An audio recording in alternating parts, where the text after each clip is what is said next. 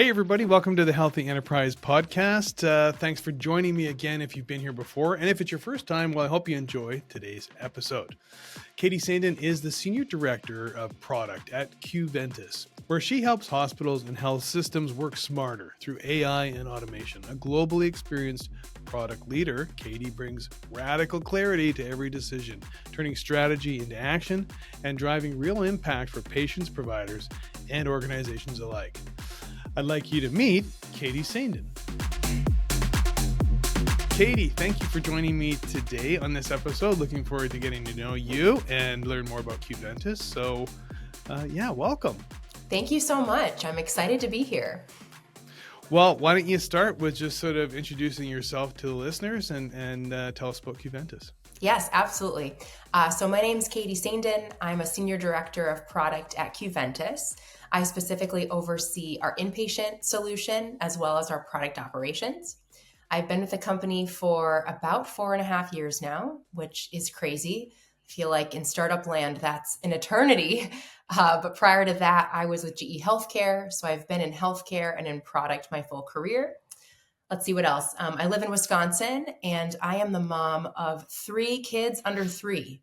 We've almost made it through our year of madness. They're all about to have a birthday. 3 here. under 3. You're getting it all done, right? Yes. All at once. Work, mom, all of it.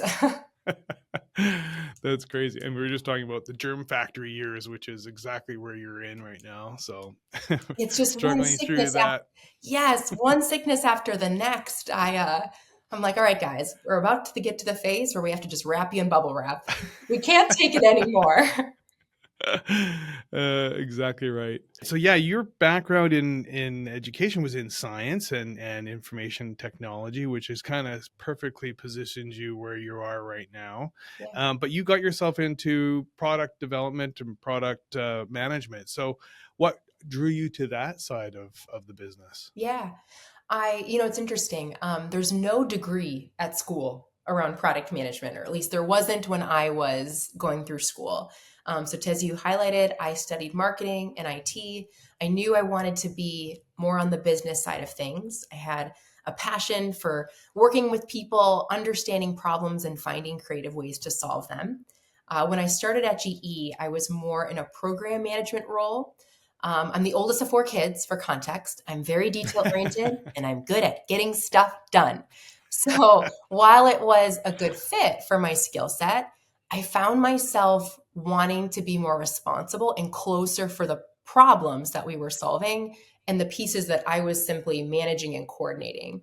So I made the move to a product manager role while still at GE, a lot easier to do those transitions in-house.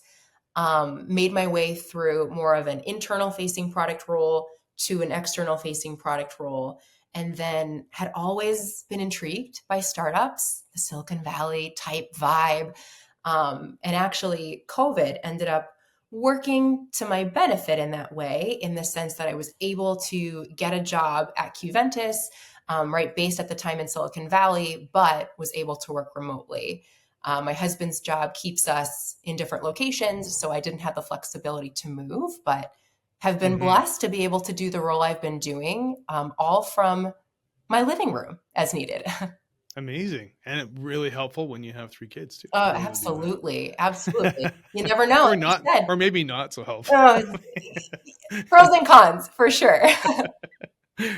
So that's a good segue into Qventus. Tell us about Qventus and about that product that drew you to them. And was it a startup? Had it just launched when you started with them? Good question. So it was Series B when I joined. We're now a Series D company, so still a startup, but growing really quickly.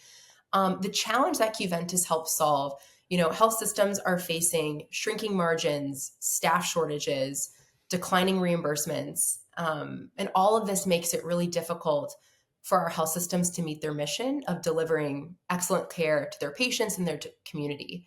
So what Qventus does is we automate those care operations across the entire patient journey to alleviate that administrative burden on staff so they can do what matters most, which is care for patients.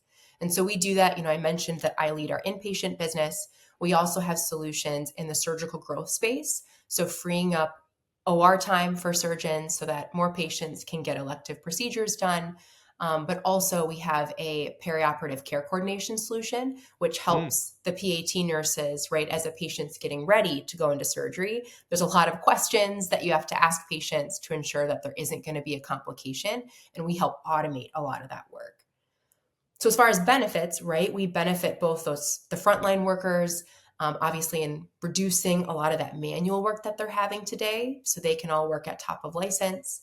We, of course, help our health system leader executives in improving the bottom line, helping drive more revenue, growth, improving quality metrics for their systems, and then patients as well, right? Helping ensure that their care is coordinated, that it's of higher quality. I think in today's day and age, what we're seeing is that healthcare is becoming more and more specialized in the US. And that means that there's that many more handoffs that have to happen, which every handoff, right? I was a runner in college. I've seen that baton drop. That's just That another baton, yeah. opportunity for a handoff to fail. And so Qventus really helps ensure that those handoffs happen seamlessly and where possible, that it's done automatically in the background without a care team member having to get involved and make sure that those things are happening. Right. And it sounds like it's really embracing some of these major complaints around heavy administrative that burden that goes on, that slows processes down, makes healthcare more expensive than it necessarily has to be. I mean, we've heard the complaints over and over and over again from everybody, from the top of the system to the patient coming in the door.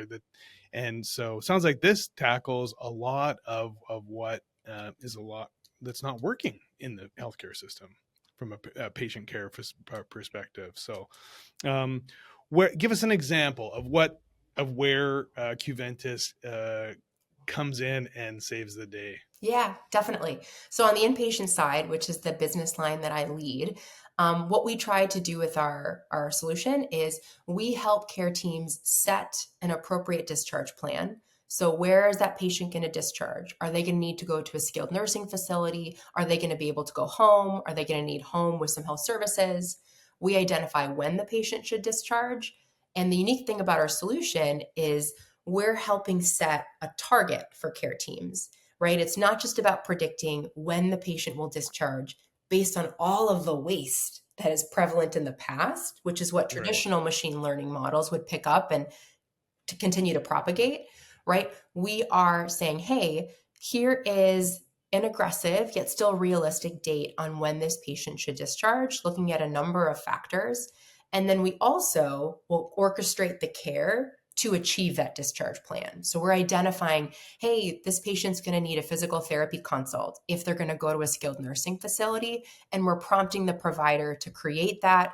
We're then prioritizing all of the different physical therapy consults for the physical therapy team to make sure that they're seeing patients in a way that optimizes patient flow. And then we have various tools that help ensure that discharges are happening on time, right? Highlighting, here are all the discharges for today, here are the open barriers, here are the patients at risk, and ensuring that the right individuals have the right information, notifications to make all of that happening as seamless as possible. Wow. I mean, it seems like a miracle cure. That's definitely what we like to think about it. Yeah. I mean, and inpatient specifically, I think we all have either a personal story or a family story where we've seen things fail. I think about my brother recently was hospitalized. He had a pneumothorax. So his lung actually collapsed. He's really young. Oh, wow. He was in his 20s when this happened. But it did happen. And he was told multiple days that he was going to be discharged, only to not discharge because the pulmonologist was only working certain hours, had to come clear him. They wanted to do another MRI to make sure that the lung had fully expanded. And all these things are steps in the discharge process that if the case manager or the nurse talking to my brother aren't aware of all of that, you're going to have miscommunications. Expectations are going to be set only to fall short. And then everyone's kind of frustrated and upset. So again, I think by helping clearly show what those steps are, automating where we can the steps that need to happen, we can help ensure that everyone, patients and staff included, are clear on that plan. I'm glad you said that about automating where we can, because this isn't a fully 100% AI. This is driven, operated by humans, Yep.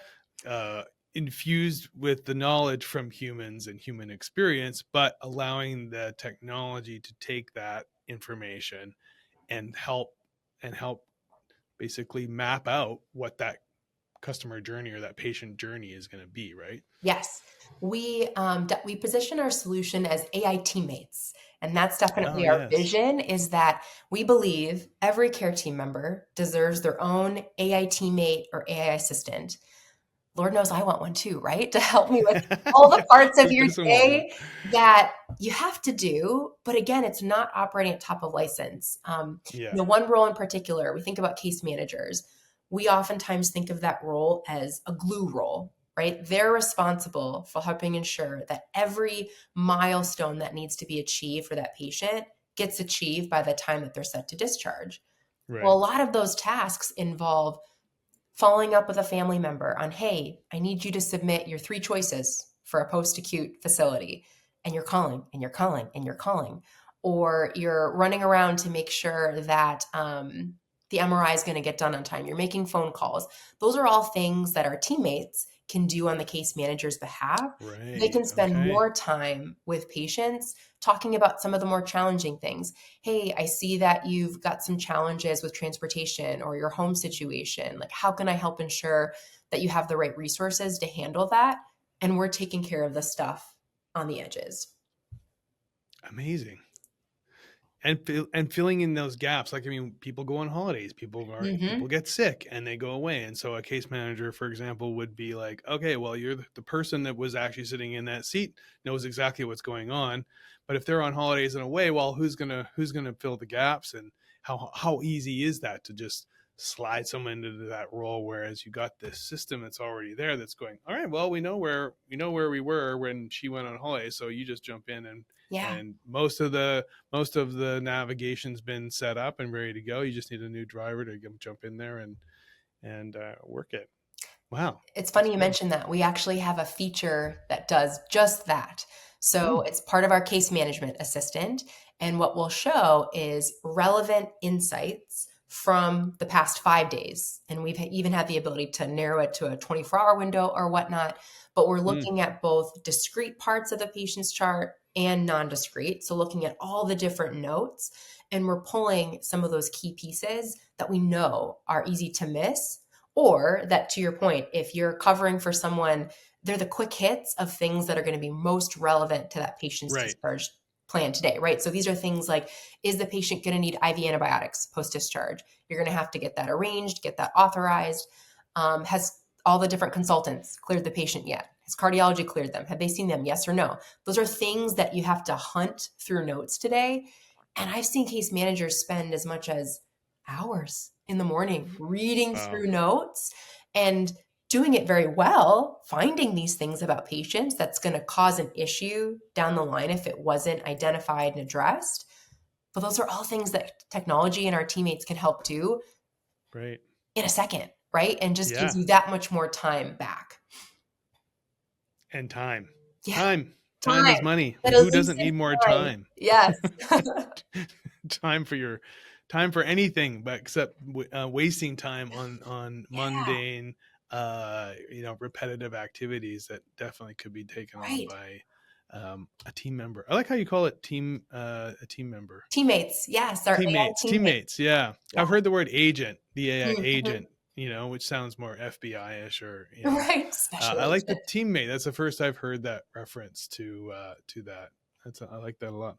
And how about touch on the surgical side of things, because that's a quite a large component of Qventus, right? Is the surgical side of Yep. things. Yep. So we have a solution that will help essentially optimize your block time, right? So able to see when we've got blocks in the OR schedule, help suggest how we should fill that time, and also predict which surgeons are likely to cancel or not use their block time.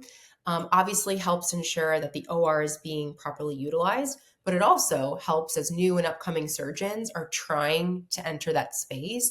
They may not have set block time yet, and they're having to fill into some of these gaps. We can help them grow their practice by identifying where it makes sense for them to fit in.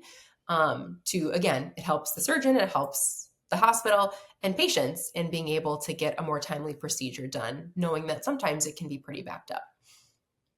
Right. And how does it integrate with existing systems? Is that a challenge? I mean, I'm sure it's not easy, but is it something you managed to find Yeah. a way through? Definitely. So all of our solutions leverage heavy integration in the EHR, so Epic, Cerner, what have you.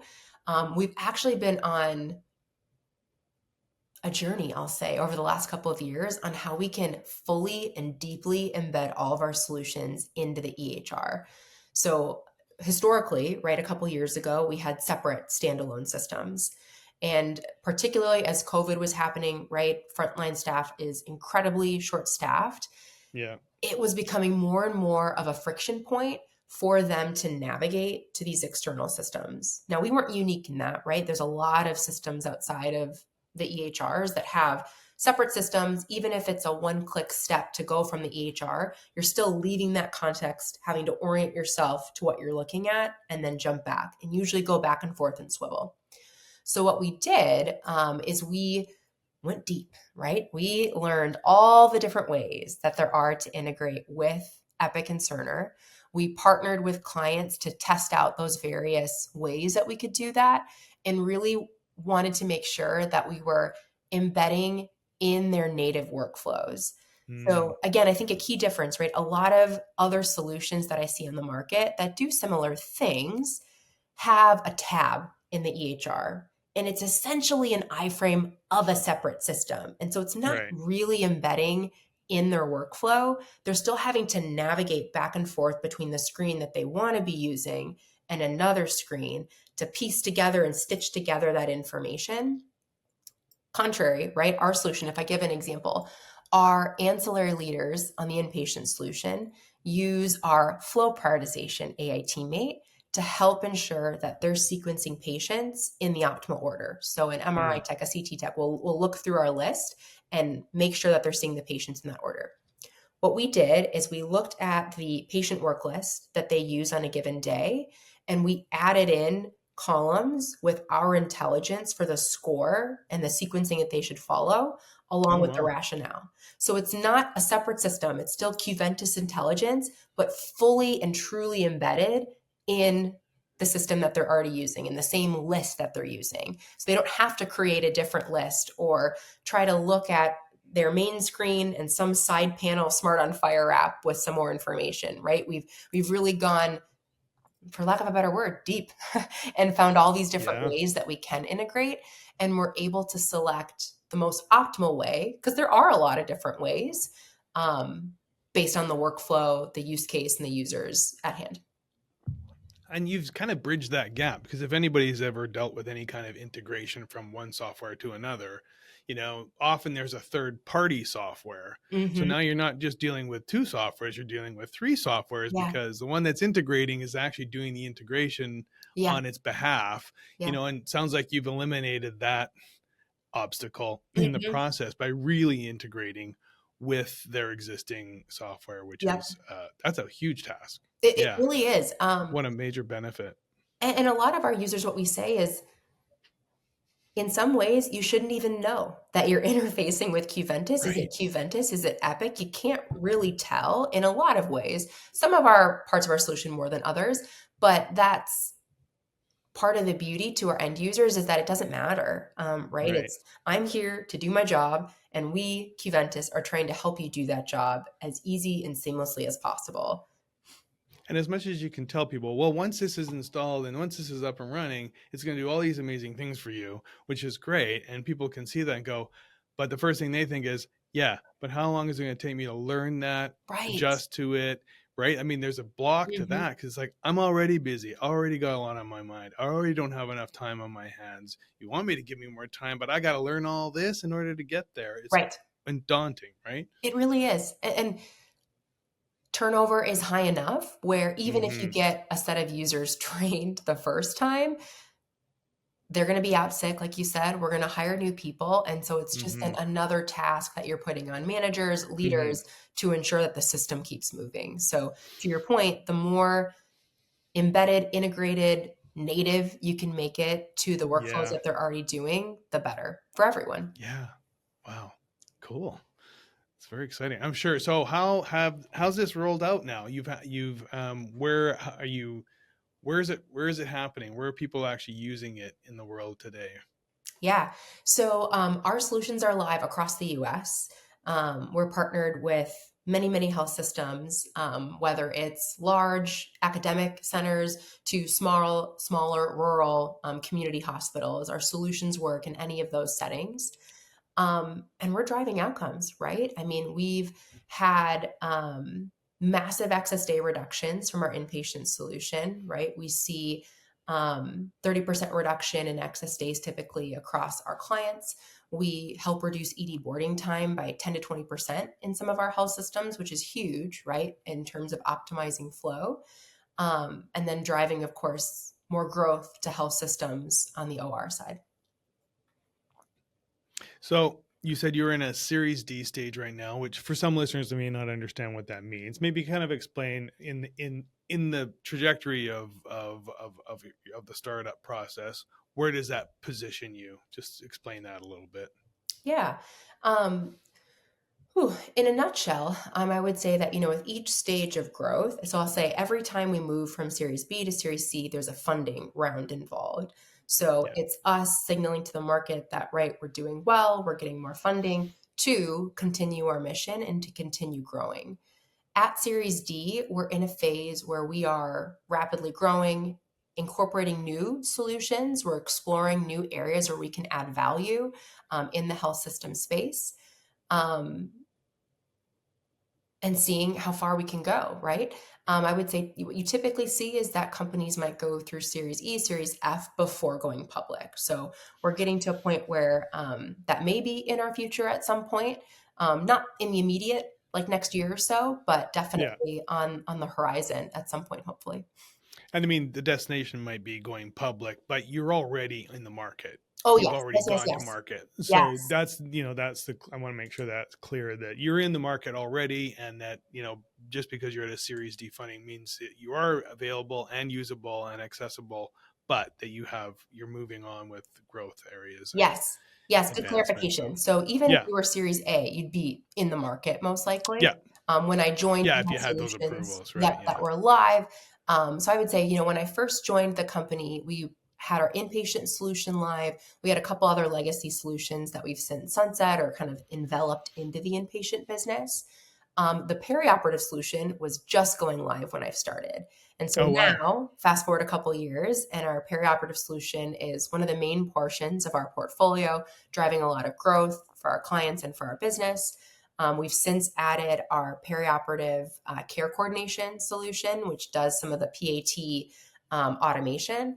And then we just announced more of our platform play, where we're able to take a lot of these underlying AI teammate components Mm-hmm. and partner with health systems to create different use cases based on what they want to go solve. So do they want to focus on the post-discharge space and ensuring that we're having a seamless transition from inpatient setting to Right. home or home health or what have you?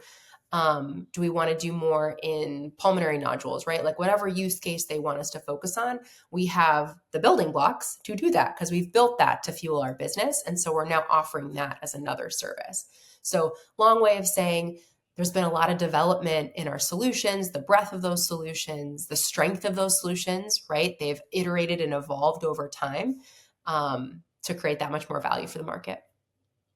And I'm glad you brought that up too, because going through these various levels of the funding series, you actually also an opportunity to introduce more tools and features and benefits. Like you said, you've added on these other components, so those are the stepping stones to help produce that and develop more functionality with the software as well, right? Mm-hmm.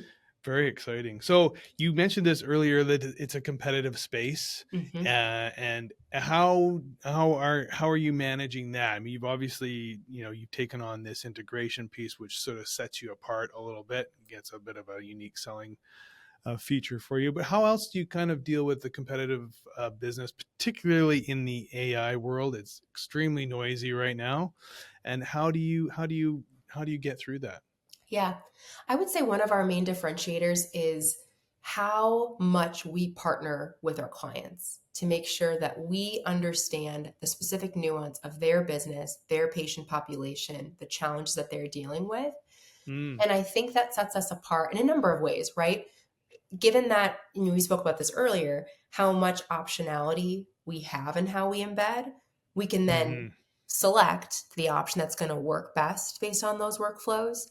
We also, from a service perspective, are right there with you.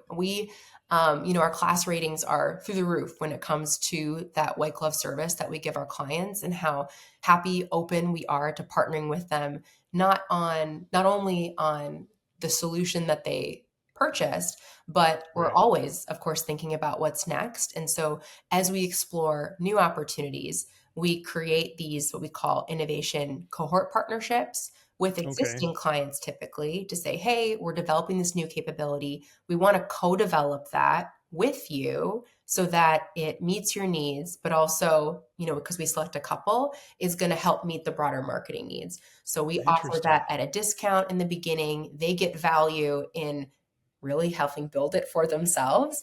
It's at a Right. discounted cost. And then we get that value of ensuring that something is going to truly meet a client's needs instead of kind of building it in the white factory and hoping that it works, right? So that's just Right. one example of how closely we partner with our clients to And that would ensure. be in a very customized environment or setting, Yeah. right? Like, do you have an example of that, of where that would be Yeah, I really well do. suited? So one example, one of our assistants, I mentioned the case management assistant.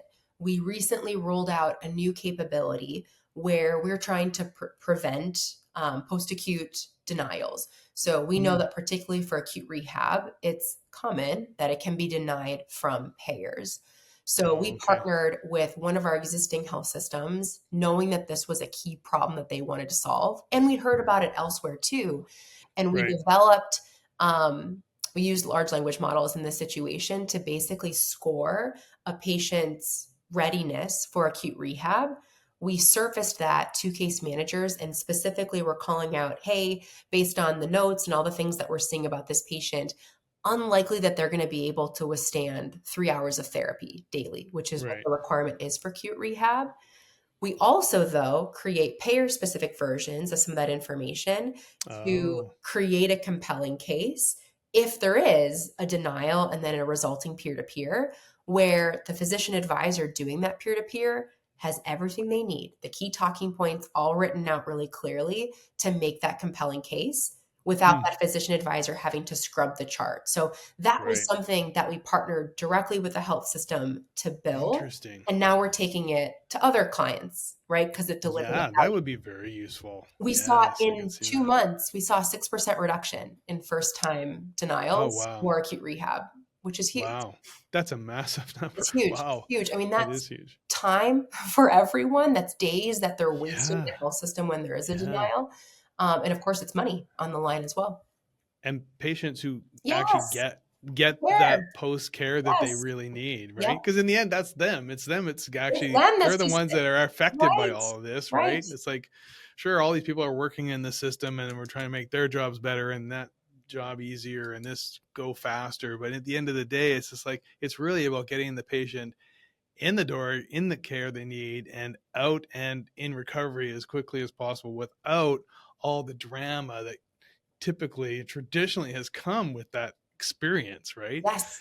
Yes. Which also lessens, I've heard many times, increases the length of recovery under all Mhm. that stress and all that everything else. And just by doing that, speeding that all up, people get better quicker. Exactly. I mean, to your point, so many benefits for that immediate patient, it also creates more space for other patients that are coming in, right? That's Mm-hmm. another big part of the inpatient solution, is that by Get the reducing beds all this emptied. waste, yeah, there's patients that are boarding in the ED. And we know that patients that board in the ED have a much higher likelihood of readmitting, of passing away, of leaving without being seen. And so by creating that space, we help that patient and the Right. subsequent patient that's following.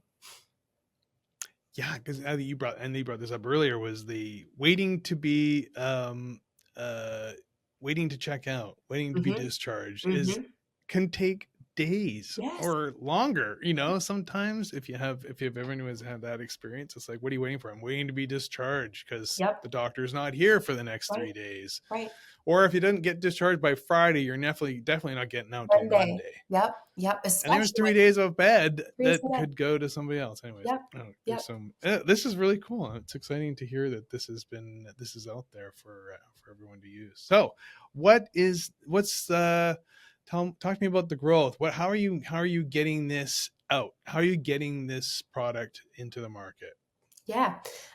So we're doing a lot of different things, right? We, of course, attend different conferences. We're doing webinars, conversations like this, just to make sure that folks know about our product, who we are. We just actually had our first in a couple of years post COVID live. We called it Q Live. So our Qventus conference, where we brought prospective current clients. It was awesome. We had a really good, intimate conversation on the challenges facing us today, how our health system partners are helping address them with the use of our technology. And that just helps spread the news right across other folks. So a lot of different ways that we're trying And to that was share. like a Yeah. a webinar. You invited a bunch of people to this live webinar. Was this in No, person? this was an in-person event. Oh, it was Yeah, in yeah. person. Oh, So we do wow, webinars nice, too, but this one, no, we all joined up in Dallas. We were at nice. a hotel there, and we had various sessions. We actually also did a 24-hour hackathon where our participants voted on use cases, and we built them in 24 hours, and No showed kidding. off just with our platform, right? What we're able to do, how Yeah. quickly.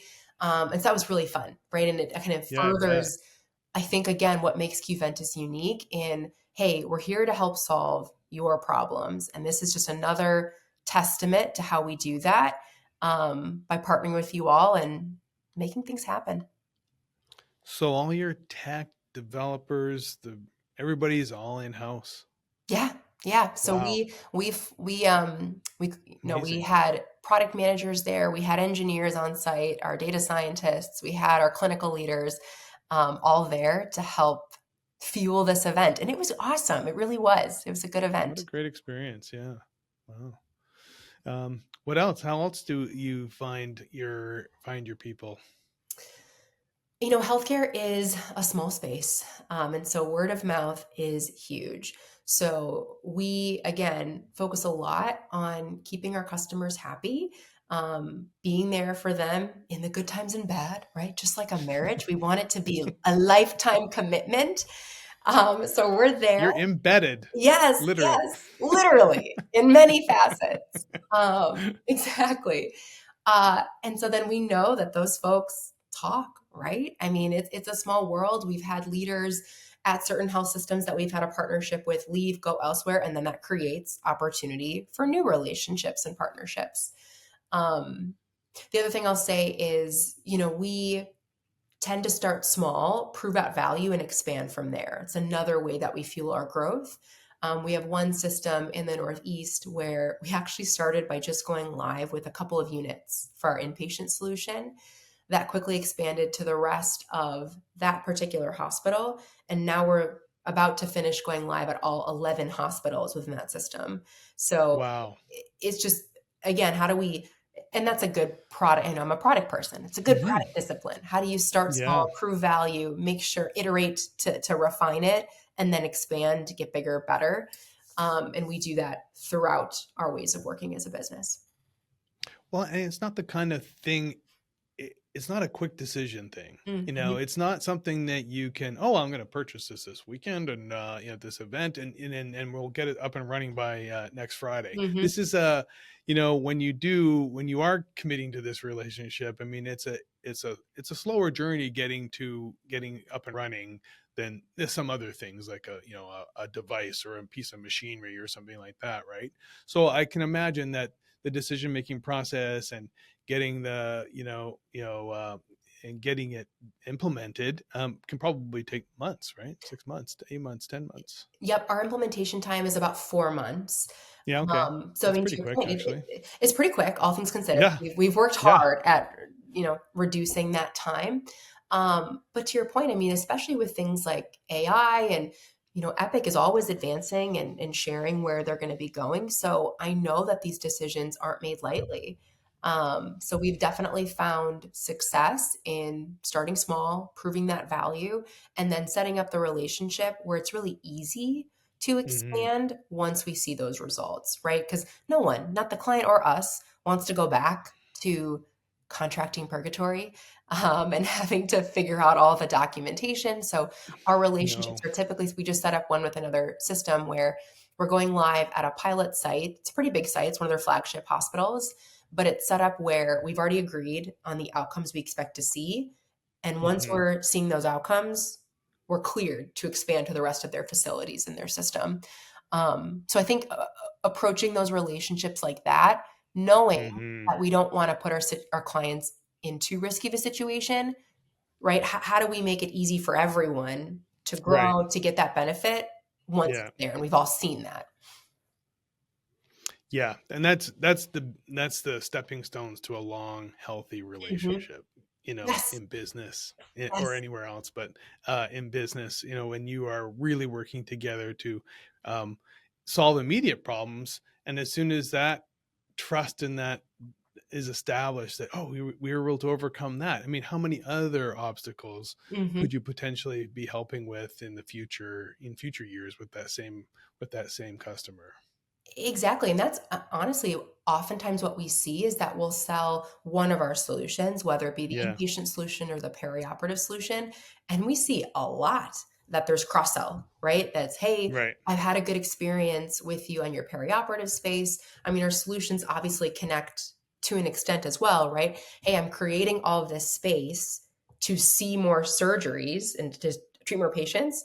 They Yeah. usually have to go somewhere if they're going to be admitted to the hospital. And now I don't have enough inpatient beds to Right. to manage those Where can patients. we put this?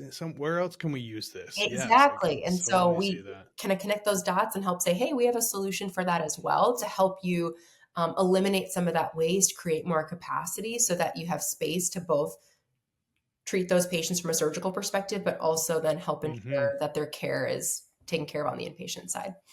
And that's a sustainable growth model for Hmm. sure. Yep. Yeah, because there'll be always ways to improve and build upon, particularly in AI, because it's so fresh. It's still in Hmm. its infancy stage, and we're just starting.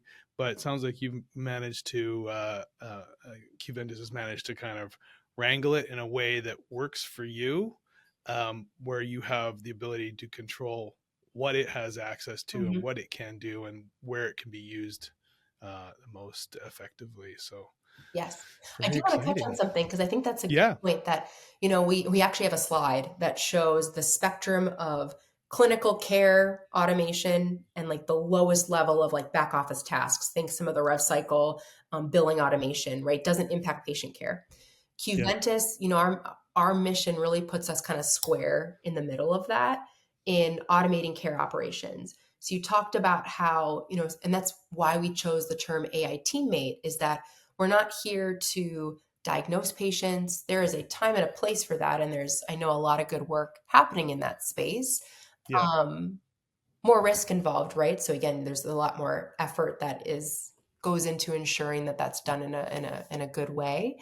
But our solution is really about augmenting the operational part of care, helping provide providers, case managers, nurses with the intelligence, the information they need to make the best decisions, automating them where it makes sense, but always providing that transparency so you can see where that automation happened and you can make adjustments as needed. So I think that's another unique place about where we're wanting to solve that problem and where we think that there can be the most value. Great. I'm glad you added that in there because I think it was a nice way to kind of put the bow on the package, for lack of a better word. Well, this has been an awesome conversation, Katie. Is there anything we haven't covered that you want to make sure we get in here before we say goodbye? Did we cover everything? I mean, we covered a lot. We covered a lot. I mean, I think it's an exciting time to be in healthcare, right? I think that folks talk a lot about how healthcare can be more lagging when it comes to some of this cutting edge tech. And in many ways, I think that's true and for good reason. Yet I think the way that we're Qventus, right, approaching that is we have the right building blocks to help accelerate health systems through this transition. We have the relationships. We understand how to embed all this intelligence and do it in a way that makes sense. It's going to optimize engagement and therefore optimize outcomes. So I'm just excited to see where it all goes. Well, it sounds like you've kind of struck the balance between human and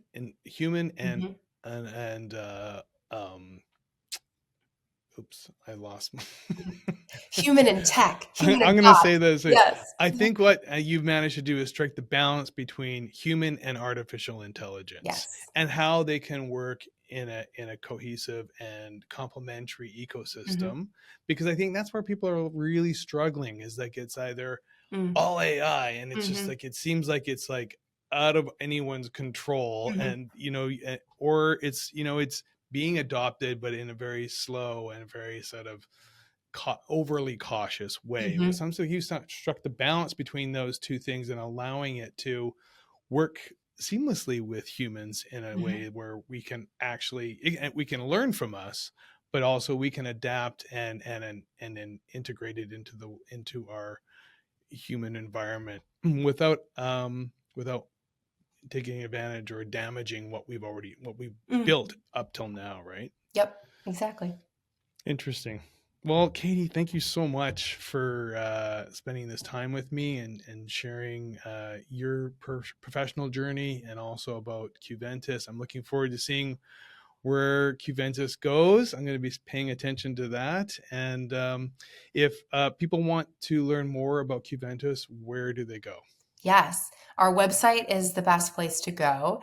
So Qventus.com is the place to be. We're, of course, also present on LinkedIn. We have an Instagram account. So please follow along. We are, as you mentioned, on an exciting journey of growth and change for the good for healthcare. So please join us. Follow me on LinkedIn. Reach out if you have questions, thoughts. I'm happy to continue the conversation. Amazing. Thank you, Katie, and have a great day. You too. Thanks, Eve. Okay, well, that wraps my conversation with Katie from Qventus. What a great personality, lots of great energy. We heard how they are infusing AI and automation to help hospitals work smarter in so many areas, and as well as being very customized in some cases, all while keeping patient care front and center. I think that's the driving force.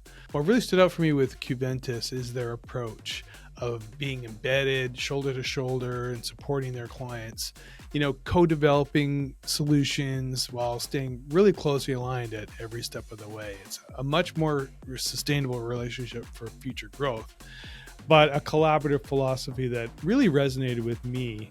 It's, how I've worked a lot in the past and how we actually approach our growth and partnerships in the marketing space. So interesting parallels, and it was fun to chat with her about that. And I look forward to seeing where Qventus goes in the future. So be sure to check out their website, and by all means, reach out to Katie on LinkedIn if you want to have a chat with her. So thank you for listening, and be sure to subscribe and don't miss out on future episodes of The Healthy Enterprise. Have a great day.